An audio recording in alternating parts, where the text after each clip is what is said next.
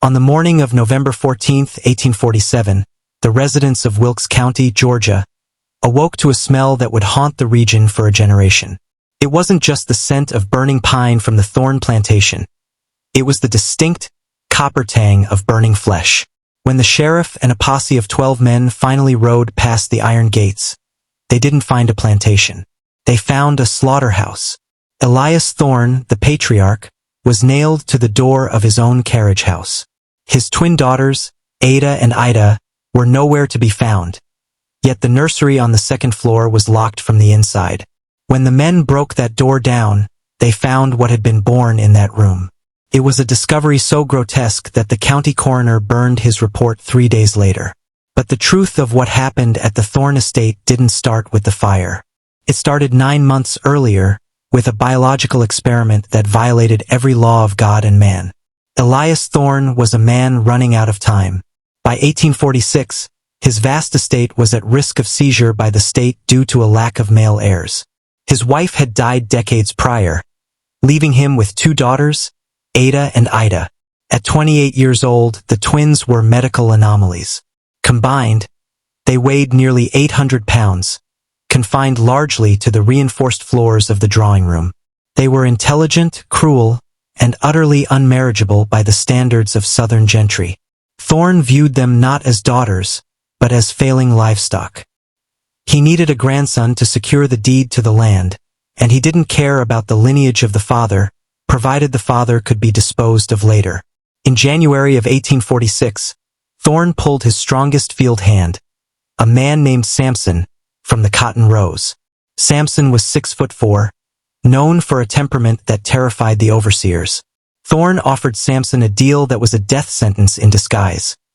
Live in the main house, eat from the master's table, and father a child with the twins.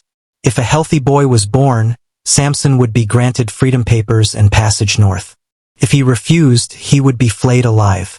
Samson, looking at the bloated, pale figures of the sisters waiting in the parlor, accepted the deal. He thought he could survive the arrangement. He was wrong. He didn't understand that he wasn't being brought in to dominate the sisters. He was being brought in to feed them.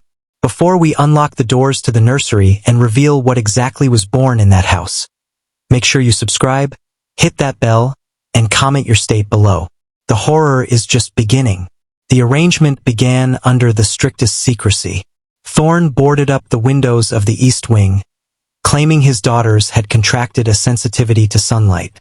Inside, the dynamic of the plantation shifted violently. Samson, a man who had spent his life in chains, suddenly found himself in a velvet prison. But the power did not belong to him. Ada and Ida Thorn were not the passive vessels their father imagined. They were voracious. They treated Samson not as a lover, but as a biological necessity, a tool to be used and discarded. As the weeks turned into months, the isolation bred madness. Thorn paced the hallway outside the wing, listening to the sounds of his experiment. He fed his daughters rich, heavy meals, pork, cream, molasses, accelerating their weight gain, even as their bellies began to swell with child. Samson noticed the change first. It wasn't just the pregnancy. The sisters were changing physically in ways that defied medical explanation. Their skin became translucent, their tempers erratic. They began to speak in a twin language, a glossolalia that unnerved Samson to his core. Samson began to plan his escape. He knew Thorn never intended to sign those freedom papers. He was loose silence that would need to be buried. But Samson needed leverage. One night, while the sisters slept a heavy, drugged sleep, Samson rifled through Elias Thorn's study. He found a ledger not of crop yields but of genealogy. As he traced the lines of the Thorn family tree, the terrifying reality of the situation became clear. Ada and Ida were not just twins. They were the product of a previous generation's sin. Thorn's obsession with pure blood had led him to marry his own first cousin, and the genetic defects had been concentrating in the bloodline for 40 years. By the 6th month, the situation in the East Wing had deteriorated into a nightmare. The sisters were now too heavy to leave their beds. They demanded Samson stay in the room, watching him with predatory eyes.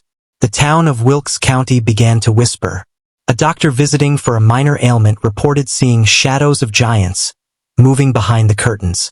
The overseer quit, claiming he heard weeping coming from the walls. Thorne dismissed the rumors, his sanity fraying. He was convinced he was about to birth a dynasty. He didn't realize he was incubating a massacre. The storm that hit Georgia on November 13, 1847, was recorded as one of the fiercest in the decade, but inside the Thorne estate, the atmosphere was even more volatile. Labor pains began for Ada at 3 a.m. Ida followed an hour later. The synchronization was perfect, almost supernatural.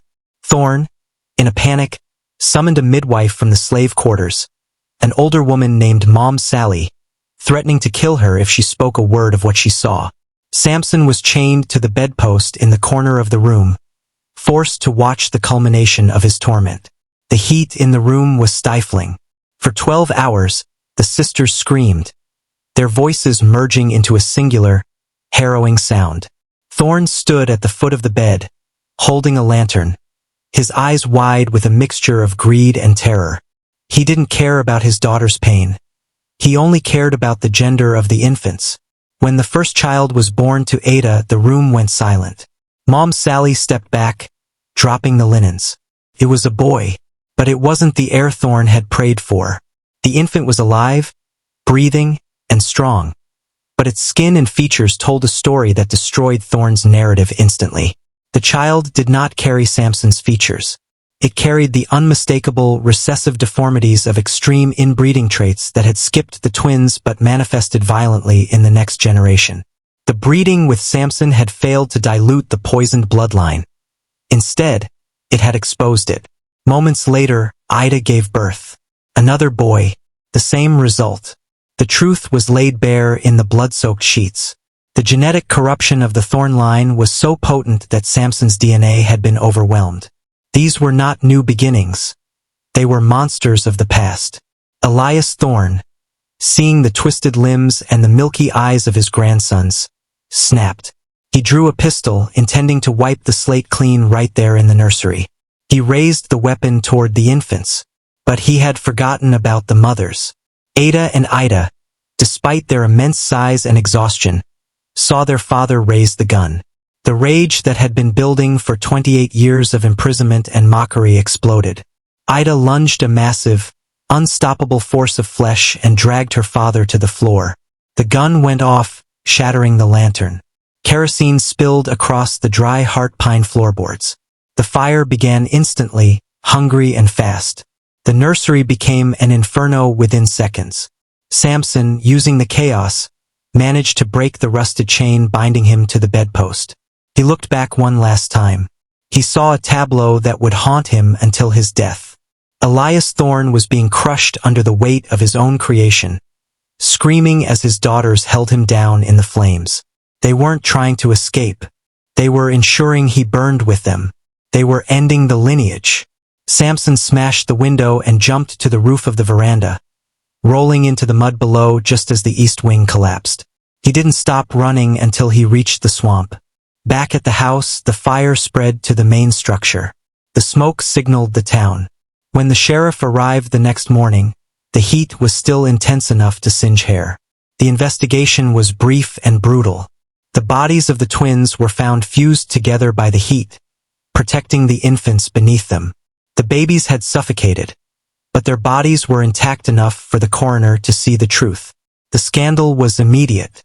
The Thorne monsters, as they were dubbed, proved that the aristocracy of Wilkes County was rotting from the inside out.